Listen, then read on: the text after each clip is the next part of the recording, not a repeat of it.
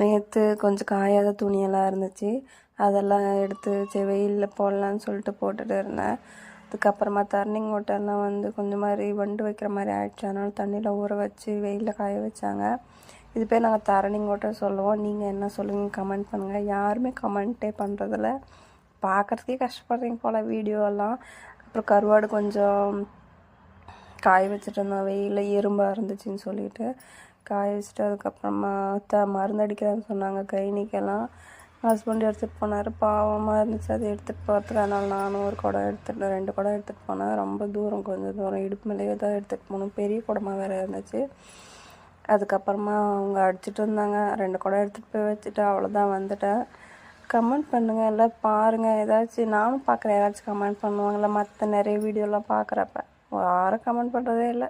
சரி விடுங்க. Subscribe watch பண்ணுங்கள். Tata bye bye.